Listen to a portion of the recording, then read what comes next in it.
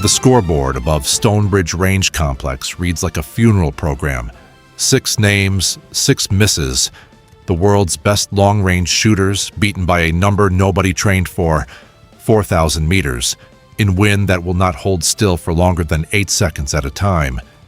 Match director Roland Voss stands at the firing line with his arms crossed and his patience gone. Behind him, 3 rows of observers shift in their seats. Marine Scout snipers, Army marksmanship instructors, and 2 officers from a Pentagon evaluation team, flown in to watch the future of American long-range shooting get now humbled in real time. 6 attempts, Voss says, loud enough for the whole range to hear. 6 failures, so let me ask the room something. He turns, slow, like he already knows the answer will embarrass everyone. Does anyone here actually know how to read wind at 4,000 meters? Or are we all just guessing and calling it science? Laughter. Tired, ugly laughter. The kind that comes from men who have just watched their own confidence get shot full of holes. Then a hand goes up, not raised high, just lifted, calm, almost bored. Specialist June Calder. Half the room does not even know her name. She has spent the entire tournament in the background. No highlight reel, no press attention, no unit patch anyone recognizes. A name on a roster nobody bothered reading twice. Voss looks at her the way a man looks at an interruption. You want to try after what we just watched? I want to read the flags, she says. That's all I'm asking permission to do. A few people snicker. One of the Marine Scout snipers in the second row mutters something to the man beside him, and the word tourist makes it far enough to reach her ears. She does not react. Her eyes are already past Voss, past the laughter, fixed on the row of small orange flags lining the range at staggered distances, flags that have been telling the truth all afternoon to anyone who knew how to listen. Hold on. That detail. While 6 elite shooters were reading their scopes, she was reading the flags. Nobody else in that room was looking at the right thing. Voss exhales through his nose, the universal sound of a man granting a favor he expects to regret. Fine. Step up. Make it quick. She does not say, thank you. She just walks to the line, and the scoreboard behind her keeps glowing with 6 names that are about to matter a lot less than they think. The line goes quiet in the specific way a place goes quiet when people expect to enjoy someone's failure. June kneels into position, and the cold of the concrete pad bites through her knee pad before she even notices the sound around her start to drop away. Voss checks the time on a worn stopwatch, more performance than need. 2 minutes, he says. You get 1 round, the same 1 round everybody else just burned. She does not answer. Her hands are already working. Steady, unhurried, the opposite of every photo finish anyone in that grandstand has seen all week. Somewhere behind her, a Marine Scout sniper leans toward a teammate. She's not even checking her dope chart, he whispers, like that proves something. It does, just not what he thinks. Her eyes are on the flags again. First the closest one, then the 3rd one out, then the 7th, the one almost too far to see without the spotting scope. 3 different wind speeds, 3 different directions, all telling a story. Most of the shooters today never bothered to read past the first paragraph. One of the Pentagon observers leans forward in his seat. He has watched 6 trained snipers fail today using textbook math. He has never once seen anyone watch the flags like this, like she already knows what they're about to say before they say it. Read that again. She has not even touched her rifle's optic yet. She is still just watching. Voss's arms stay crossed. Clock's running, specialist. She asks for 30 seconds before she touches the rifle at all, not to aim, to watch. Voss's jaw tightens. We don't have 30 seconds to spare on a hunch. It's not a hunch, she says, and for the first time her voice carries an edge under the calm. It's the only honest thing happening on this range right now. A ripple moves through the grandstand. Somebody coughs out a laugh that does not quite land. The Pentagon team does not laugh at all. The man in the gray jacket, with no rank insignia, the one everyone has quietly been told outranks the room, writes something down on a notepad without looking up. Voss glances at the scoreboard, at 6 names that are starting to look less like elite marksmen and more like a warning. He grants the 30 seconds with a wave of his hand, the gesture of a man trying to look generous while losing patience by the second. June does not move yet. She lets the dust kicked up by the last failed shot settle in the long beam of afternoon light crossing the range, watching how it drifts, how it curls, how it answers a question none of the official wind meters out there have managed to answer all day. The detail nobody in that stand will admit to noticing. She is not nervous. Not once. Not in her shoulders, not in her jaw, not in the slow, even way she breathes. One of the failed shooters from earlier, a decorated sniper with 3 deployments behind his name, finally turns all the way around in his seat to actually watch her. He has stopped smiling. That is not a small thing. The wind shifts again, and for 1 second the range disappears and she is somewhere else entirely. A canyon at first light, cold stone under her palms, sage and creosote sharp in the air, the kind of silence that has a weight to it. She is 19 years old, lying flat on red rock with her grandfather beside her, watching 3 different layers of moving air do 3 different things to the same patch of sky. He never called it science, he called it listening. Years of it, long before any uniform, long before any scope with a number printed on the side. I have seen enough uniforms to know ego when it starts talking, and I have also seen enough wind to know it does not care about rank. Back on the range, the official tournament clock above the scoreboard ticks down toward the cutoff time for valid attempts today. If this shot does not happen in the next 4 minutes, the match closes, the record stays unbroken, and the 6 names on that board stay exactly the way they are. A story about failure with no correction at the end. Voss notices the clock too. 4 minutes, specialist. After that, this conversation is over. She nods once, slow, and finally reaches for the rifle resting in its case beside her. A Barrett Emrad, chambered for distance most of the men in that grandstand have only read about in a manual. Her hand settles on the stock the way a hand settles on something familiar. Somewhere in the 3rd row, the gray-jacketed Pentagon observer leans toward the officer beside him and says 4 quiet words that nobody else catches. The clock keeps moving. So does she. Voss does not get the chance to argue. The man in the gray jacket finally stands. He introduces himself simply, the way people do when their title carries more weight than their volume. Holt Mercer, senior evaluator for the Pentagon's Next Generation Marksmanship program. The one quietly deciding which shooters get invited into a pipeline most of the room has never heard of and would trade a great deal to join. This attempt counts, Mercer says, looking past Voss, directly at June. Not as an exhibition, as a recorded evaluation shot. If you make it, it goes in the file with your name on it. If you miss, that goes in the file too. The grandstand goes still in a different way now, not mocking, watching. If you were sitting in that room right now, ask yourself honestly, at what point would you have stopped doubting her? The hand going up, the flags, the 30 seconds nobody else asked for. Most people in that stand are only just catching up to a decision they should have made minutes ago.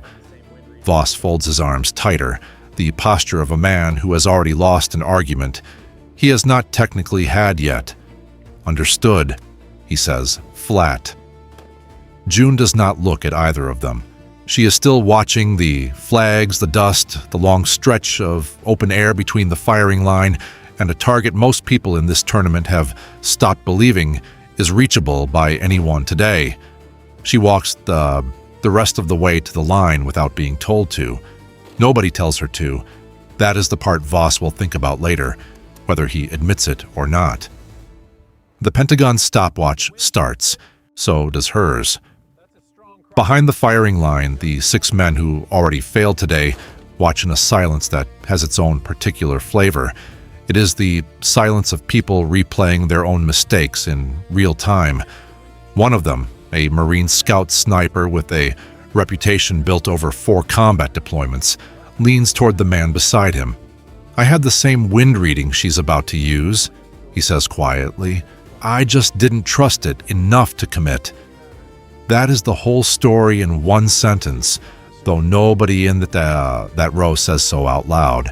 Another shooter, an Army instructor who has trained half the marksmen on this range personally, checks his own data sheet again, as if the numbers might change if he stares hard enough. They do not. His miss is still a miss. Hers has not happened yet. The smell of spent powder still hangs over the line from 6 earlier attempts, thin and metallic, mixing with the dry heat coming off the open range. Out past the firing line, the wind shifts a second time, harder now, dragging a thin curtain of dust sideways across the open range. The 7th flag, the one almost too far out to read without a scope, snaps fully horizontal for 3 full seconds, then drops, then lifts again, at a slightly different angle. Most people watching see chaos. She sees a pattern finishing a sentence it started minutes ago.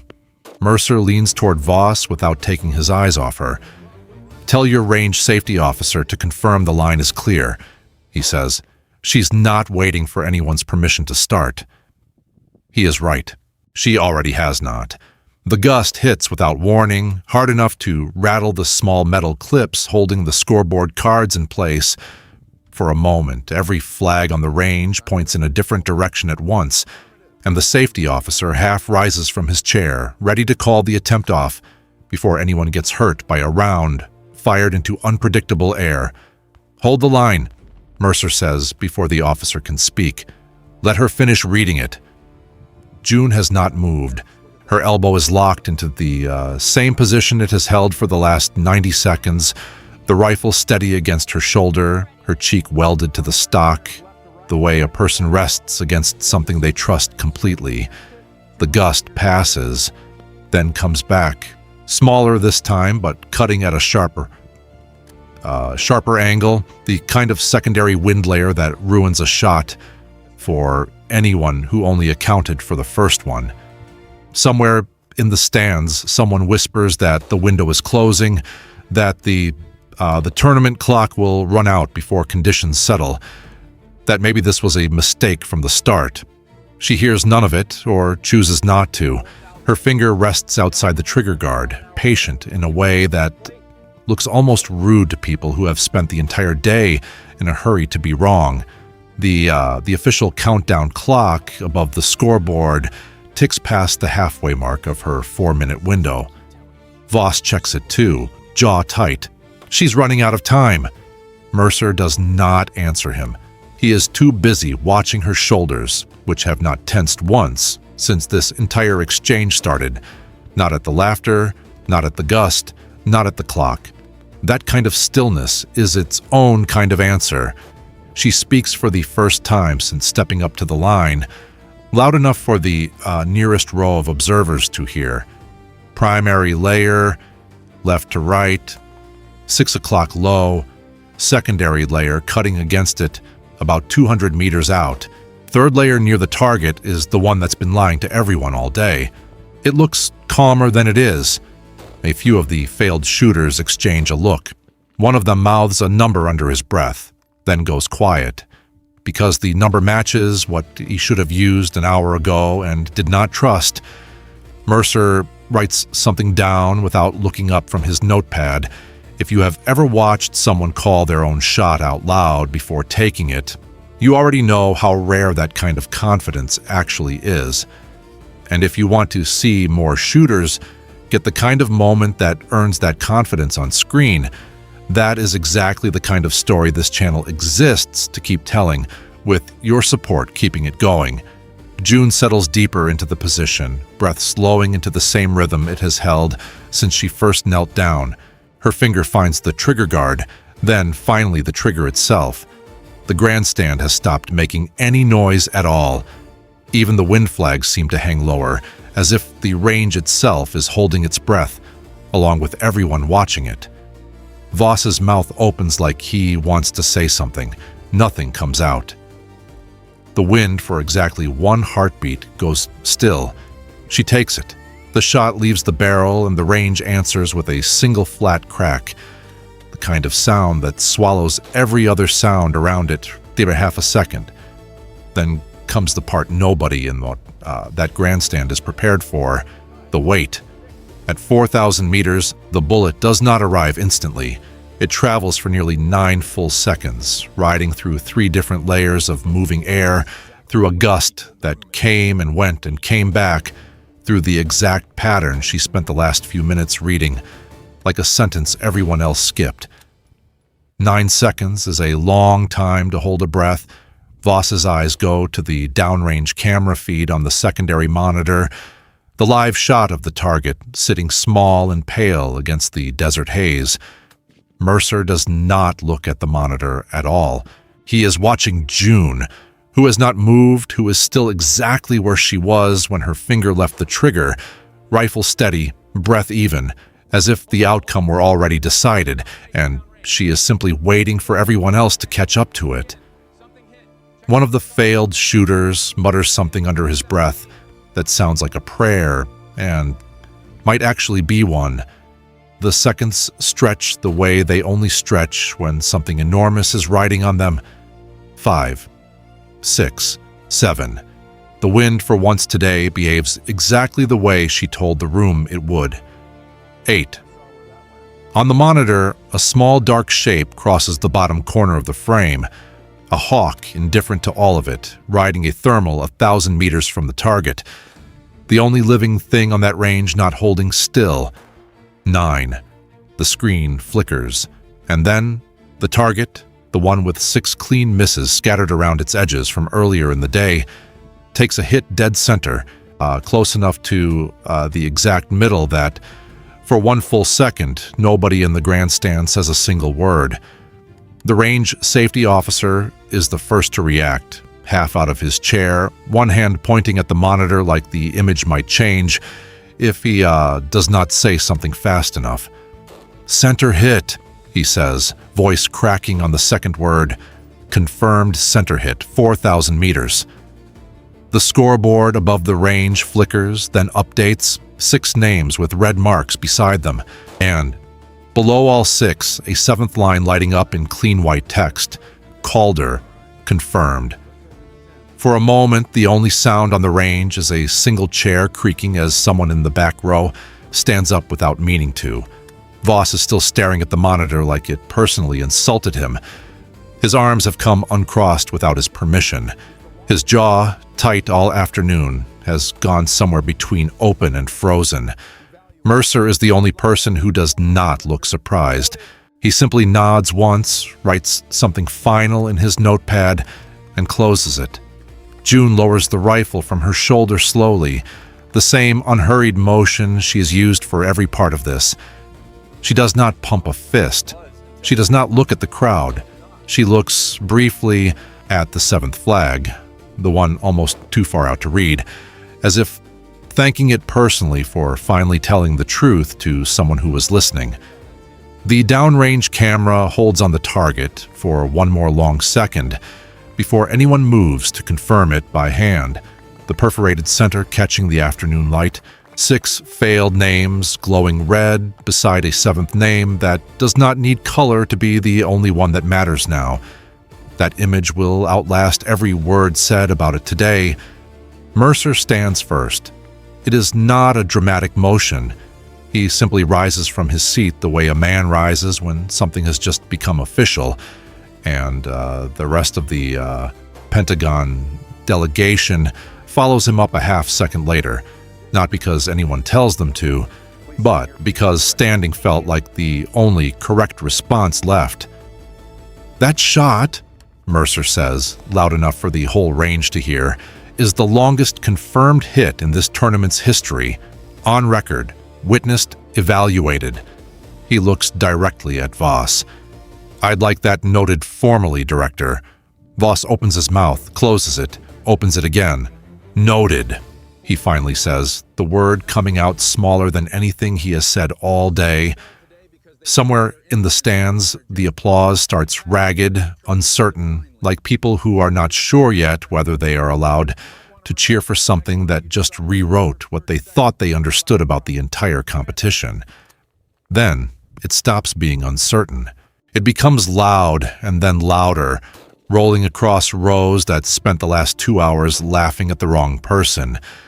The Marine Scout sniper, who admitted he had the same wind reading and did not trust it, stands up too, and claps longer and harder than anyone near him, the particular applause of a man giving credit he knows is overdue. June stands at the firing line with the rifle resting easy in her hands, watching the scoreboard glow. Calder, confirmed above 6 red names that no longer look like the story of the day. The hierarchy in that grandstand has just been rewritten in under 10 seconds, and almost everyone in it knows it. Voss does not get to control what happens next, and that is its own kind of consequence. A tournament official walks over with a clipboard, asking him to formally sign off on the result for the official record, the same record that will now carry his own dismissive question from the start of the day attached to it forever, on file, alongside the answer he did not see coming. He signs. His hand is not quite steady. Mercer steps closer, voice low enough that it is clearly meant only for Voss, though 3 people nearby hear it anyway. 6 shooters failed today because they trusted their instruments more than their judgment, he says. She passed because she trusted neither blindly. That is the entire program we are building. You might want to remember that the next time you decide who deserves 30 seconds before they're allowed to try. Voss does not answer. There is nothing left to say that would not make it worse. The temperature of the whole range seems to shift. The cold professional chill of the morning replaced by something warmer, looser, the particular ease that settles into a room once it stops pretending it already knows who the best person in it is. Behind Voss, the scoreboard still glows. Calder, confirmed. 6 red names beside it, no longer humiliating anyone but the man who asked the question that started this whole afternoon. Nobody is laughing now. Nobody has been laughing for several minutes. That kind of silence usually costs somebody a reputation. The celebration does not even last a full minute before a new sound cuts through it. A sharp electronic chime from the tournament's automated tracking station. The radar and laser rig set up downrange specifically to certify distance and impact for record purposes. A technician frowns at his screen. Distance reading exceeds the system's calibration range, he announces, loud enough that the applause behind him stutters and dies. I need manual verification before this gets logged as official. For a few seconds, the whole grandstand seems to lean forward at once, the celebration suddenly suspended in midair, waiting to find out if it was allowed to happen at all. Voss straightens slightly, the first flicker of something almost like hope crossing his face. The hope of a man who would very much like a technical asterisk to rescue him from the last 10 minutes. It does not come. Mercer steps forward instead, already holding up a tablet with independent drone footage that has been quietly recording in the entire range since this morning. Exactly the kind of redundant verification a Pentagon evaluation team brings to events like this. He hands it to the technician without a word. The technician studies it for a long, silent moment. Then he looks up. Confirmed, he says. Center impact 4,000 meters exactly. Distance exceeds prior tournament record by a wide margin. Recommend certifying as new official record. The applause that follows is louder than the first wave. The particular kind of cheering that comes from people who briefly feared they would not get to celebrate the thing they already knew was true. Voss does not clap. He simply sits back down slowly, like a man whose last excuse just left the building. They thought the humiliation had peaked. It had not. Mercer turns to face the grandstand fully now, no longer speaking just to Voss, but to the entire range. Competitors, instructors, the Marine Scout snipers who failed earlier, everyone. Let the record reflect the full sequence of today, he says. 6 attempts by 6 decorated shooters. One question asked in a tone meant to embarrass anyone who answered it, and one shooter who answered it anyway on the only terms that matter here. Results witnessed, verified. I should tell you now, authority looks different when it is earned instead of assumed, and a room full of decorated professionals just watched the difference happen in real time, which is a harder lesson than any of them expected to learn today. June stands quietly through all of it, rifle resting easy against her shoulder, her expression somewhere between calm and simply finished. Not triumphant, not performing relief for anyone watching. She glances once at the scoreboard, at Calder, confirmed glowing steady above 6 names that no longer sting the way they did an hour ago, and something in her posture eases for the first time all day. If this is the kind of moment that actually earns your respect instead of just your attention, that is exactly the kind of story worth keeping alive. And staying behind this channel through the pinned comment is how the next one gets made. Voss has not spoken since he sat down. Nobody is asking him to. That was not a comeback. That was a correction. Mercer closes his notepad for the final time and looks toward June with something that might, on a less careful man, be called respect. But the room still has not seen the one detail that matters most about what happens after this. Voss stands up on his own, finally, without being asked by anyone. He does not speak, he does not need to. He simply walks the few steps toward the firing line, stops in front of June, and raises his hand in a slow, formal salute. The kind given to someone whose rank does not require it, but whose performance has just made the gesture necessary anyway. The whole grandstand watches him do it. That is the part he cannot avoid, and the part that matters most. Not the words he never says, not an apology that never comes, just his hand held steady in front of every person who watched him laugh 4 hours ago. June returns the salute, calm, unhurried, the same way she has done everything since she first raised her hand. She does not smile. She does not linger to enjoy it. She lowers her hand, picks up the rifle case at her feet, and turns to walk off the line before the applause behind her has even finished building. Behind her, the downrange camera still holds steady on the target. 6 ragged misses scattered around the edges, 1 clean hole dead center, catching the last hard light of the afternoon. Like something that has earned the right to be looked at twice, the scoreboard stays lit long after she leaves the line. Die Calder, confirmed. Glowing above 6 names that will be remembered now, mostly for what they were not. By the next morning, the official record will list a distance, a name, and a unit nobody in that grandstand had heard of before today. It will not list the laughter. It will not need to. Somewhere outside the gates, walking toward the transport that will take her back to quarters, she thinks briefly of a canyon at first light, of cold stone under her palms, of a voice that never once called any of this science. He would not have cared about the scoreboard. He would have asked only one thing, whether she listened. She did. Some lessons arrive wearing rank, this one arrived wearing silence, walking off a firing line without once looking back to see who finally believed her.